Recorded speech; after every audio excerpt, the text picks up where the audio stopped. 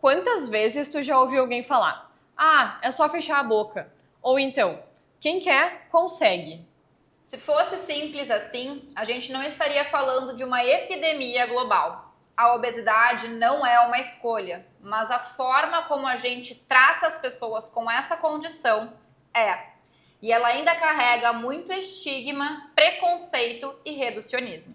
Eu sou a Bruna. E eu sou a Carol, e é exatamente sobre isso que a gente vai falar hoje. Sobre ciência, tratamento e o porquê que já está mais do que na hora de a gente mudar nossas falas em relação à obesidade.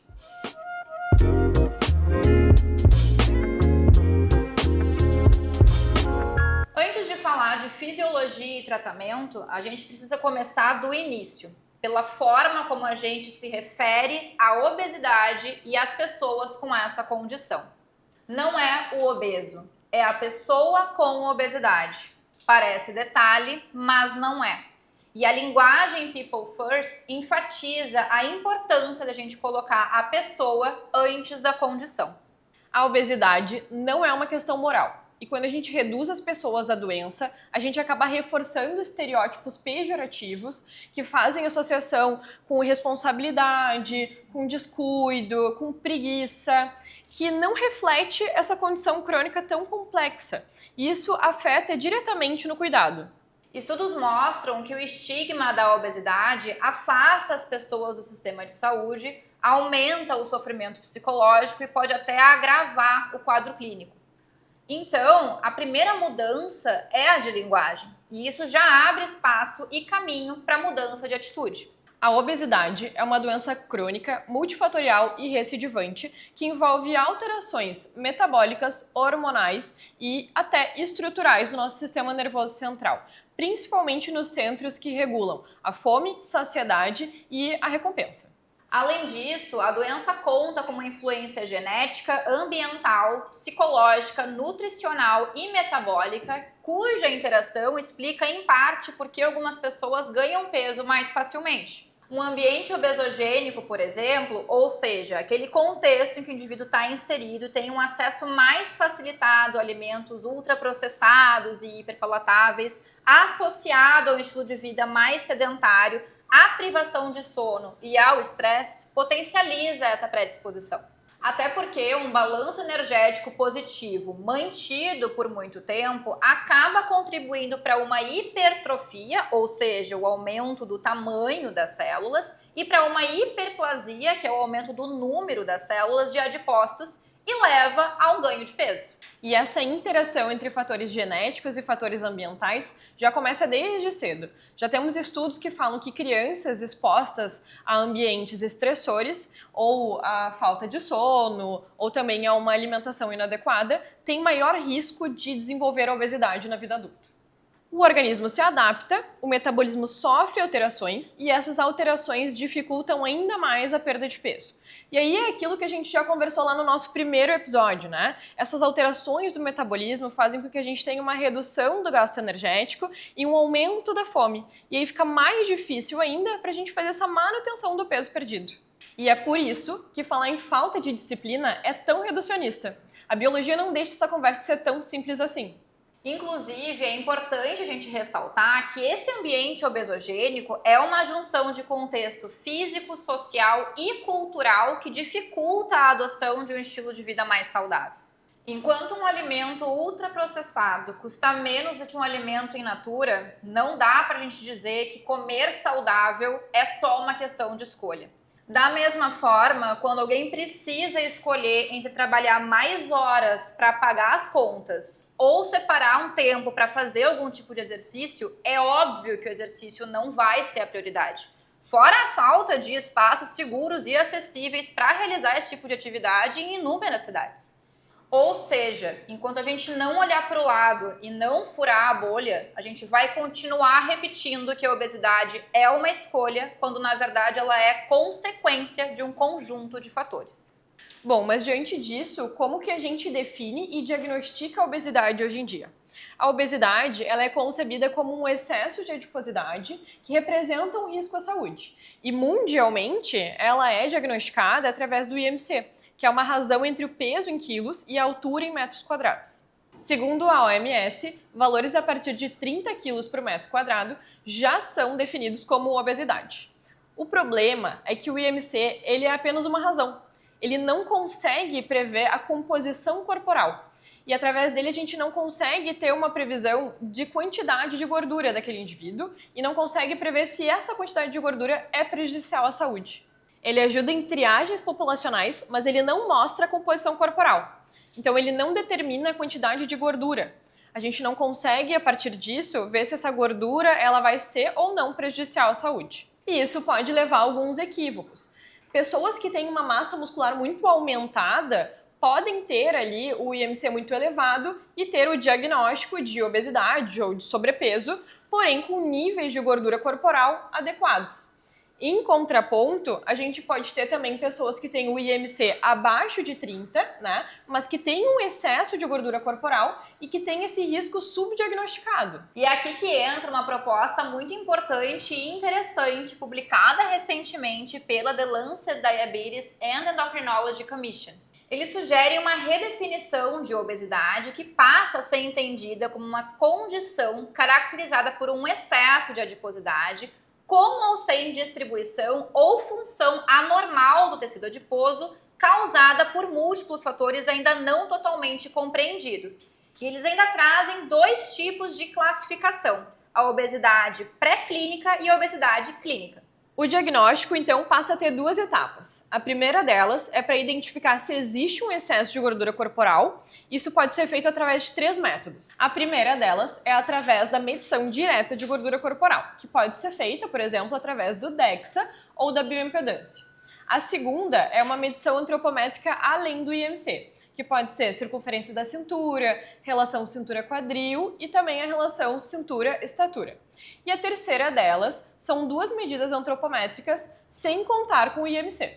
Depois da confirmação do excesso de gordura corporal, a gente vai para a segunda etapa do diagnóstico. Uma avaliação completa do histórico médico da pessoa, que inclui uma avaliação física e uma avaliação de exames laboratoriais padrões, para que a gente possa identificar doenças crônicas e fazer a diferenciação entre a obesidade pré-clínica e a obesidade clínica. A diferenciação entre ambas ocorre na presença ou ausência de alterações sintomáticas nas funções dos órgãos ou na diminuição da capacidade do indivíduo de realizar atividades diárias. Ou seja, as pessoas diagnosticadas com obesidade pré-clínica não apresentam evidências de redução da função de órgãos ou tecidos devido à obesidade. Elas conseguem realizar atividades cotidianas sem impedimentos e geralmente apresentam um risco aumentado de desenvolver alguns tipos de doenças, como obesidade clínica, doenças cardiovasculares, alguns tipos de câncer e diabetes tipo 2. Já a obesidade clínica é uma doença crônica sistêmica caracterizada por sinais e sintomas de uma disfunção orgânica contínua e ou redução da capacidade de realizar atividades diárias. Esses indivíduos, por exemplo, podem apresentar um aumento da pressão intracraniana com dores de cabeça recorrentes, apneias durante o sono ou até aquele combo de alteração do perfil metabólico e lipídico, com aumento dos níveis de triglicerídeos, uma hiperglicemia e redução do colesterol HDL, por exemplo. E aqui vem a virada de chave. O IMC ele pode continuar sendo usado, mas como ponto de partida, para triagens ou estudos populacionais, por exemplo. Para o cuidado individual, o que realmente importa é a confirmação do excesso de gordura corporal associado à existência ou não de um impacto clínico. É enxergar a pessoa como um todo, porque isso muda completamente a nossa forma de enxergar a obesidade. E quando a gente fala de obesidade clínica, a mensagem é clara.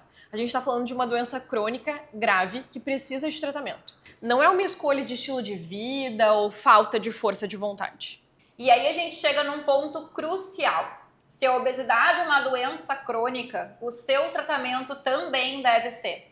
Inclusive, esses dias, um ponto muito importante abordado pela nutricionista Roberta Carbonari em um podcast foi que a obesidade é a única doença crônica que ainda é tratada como se não fosse. Como ela bem disse, a gente não vê propagandas com o título de reduza sua pressão arterial em 20 dias. Mas quando a gente fala sobre obesidade, é cheio de dietas rápidas, de desafios ou anúncios do tipo perca 10 quilos em um mês. Essa lógica é completamente hostil e prejudica não só o tratamento multiprofissional, como a adesão a ele.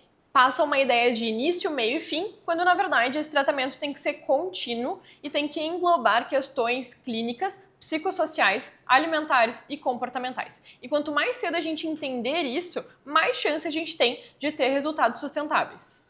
Então, se o tratamento é crônico, de longo prazo, faz sentido que ele seja integrado.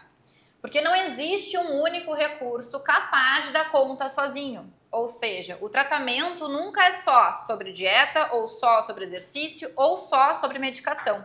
É tudo isso junto. E essa avaliação deve ser, quanto às intervenções, deve ser individualizada, baseada em evidências científicas e com uma avaliação individual de risco e benefício. E a primeira meta não é estética.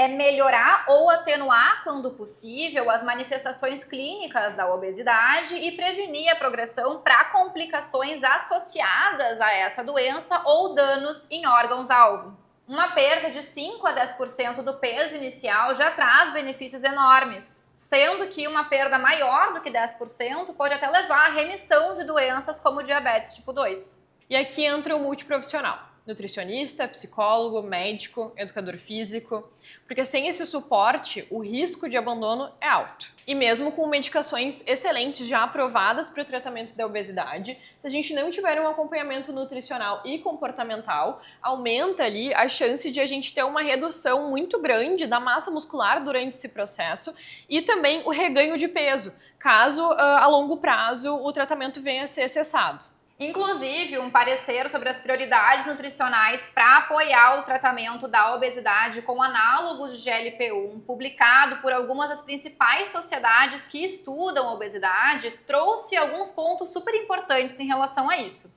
Dentre elas, a gente pode citar algumas como uma abordagem centrada no paciente, uma triagem, uma avaliação nutricional detalhadas, um manejo dos efeitos colaterais e dos sintomas gastrointestinais, muitas vezes associados a esse tipo de medicação, a compreensão das preferências alimentares e também uma mitigação das deficiências nutricionais que podem estar sendo ocasionadas, a preservação da massa muscular e óssea, a maximização de uma perda de peso, entre outras estratégias de estilo de vida que podem estar entrando aí também. Em outras palavras, a gente precisa parar de ver a medicação como um atalho ou ultrapassa e começar a entender isso como uma ferramenta importantíssima. No fim das contas, não é sobre a gente escolher entre nutrição, exercício ou medicamento. É juntar tudo isso. E falando em medicações, hoje no Brasil a gente tem 6 opções aprovadas pela Anvisa para esse fim, sendo elas a sibutramina, o orlistat, a naltrexona, bupropiona e também a liraglutida, tirzepatida e semaglutida, que são os tão famosos e disseminados análogos de GLP-1. Mas antes de começar a falar sobre isso, é importante a gente entender como é que esses análogos atuam no nosso organismo, né? Bom, o GLP-1 é um hormônio fisiológico que regula o apetite e a ingestão calórica e está presente em várias áreas do cérebro associadas a essa regulação. Assim, dentro das inúmeras ações que essas medicações análogas possuem, uma delas é a promoção da perda de peso através da redução da ingestão calórica, da promoção dessa saciedade e da diminuição da fome. Bom, a liraglutida é uma das primeiras medicações dessa classe que foram aprovadas especificamente para o tratamento crônico da obesidade. E ela é recomendada para indivíduos com IMC acima ou igual a 30 ou pessoas com IMC acima ou igual a 27 com comorbidades, como diabetes tipo 2, ou hipertensão, apneia do sono e outras. O diferencial dela é que ela vai ajudar também no controle glicêmico ao estimular a secreção de insulina. Então ela vai atuar não só na perda de peso, mas também no metabolismo da glicose. Já a semaglutida ganhou bastante atenção nos últimos anos porque demonstrou resultados ainda mais expressivos. Estudos clínicos demonstraram uma redução de peso corporal que chegam a 2 dígitos percentuais associados a benefícios metabólicos e cardiovasculares. Ela atua nos mesmos receptores de GLP-1, mas com um maior tempo de duração devido a maior meia-vida. Só que vale ressaltar que no Brasil a gente só tem a aprovação do Wegovy para o tratamento da obesidade, enquanto que o Ozempic é só liberado para o tratamento do diabetes tipo 2. E mais recente, em junho de 2025, a tirzepatida foi aprovada para o tratamento da obesidade, juntamente com uma dieta hipocalórica e com um aumento da atividade física. A grande novidade é que ela é um agonista duplo, que não atua somente no GLP-1, mas também no GIP. O Mounjaro já tinha aprovação no Brasil para o tratamento de diabetes tipo 2, mas com essa nova aprovação para o tratamento de obesidade, amplia muito mais a sua função para o tratamento dessa doença crônica. Por fim, eu acho que vale a pena a gente comentar sobre uma novidade super importante. Em setembro desse ano, foi publicado um ensaio clínico randomizado de fase 3 sobre a orforgliprona, que é um agonista de GLP-1 não peptídeo e estudado para a obesidade, sendo o primeiro a ser estudado para esse fim. Nesse estudo de 72 semanas, a dose mais alta de orforgliprona levou uma perda média de 12% do peso corporal em relação ao placebo, além de melhorar vários outros marcadores cardiometabólicos, como circunferência de cintura, pressão arterial e níveis de triglicerídeos. E o que isso significa na prática? Como o Dr. Bruno Halper já ressaltou, essa pode não ser a medicação mais potente para esse fim. Mas o fato de ela ser uma das primeiras medicações dessa classe a serem produzidas confere a ela algumas características que facilitam o acesso e a distribuição, como ela ser um comprimido oral, não precisar de refrigeração e acaba sendo mais uma possibilidade e democratizando o acesso ao tratamento da obesidade. Obesidade não é uma escolha, mas a forma como a gente fala e trata quem vive com ela ainda é. Tá na hora da gente mudar essa conversa. Não é sobre estética, é sobre funcionalidade, qualidade de vida e principalmente saúde. Se esse episódio fez sentido para você, compartilhe. Essa é uma reflexão que precisa alcançar ainda mais pessoas. Até o próximo episódio do Nutrição em Pauta.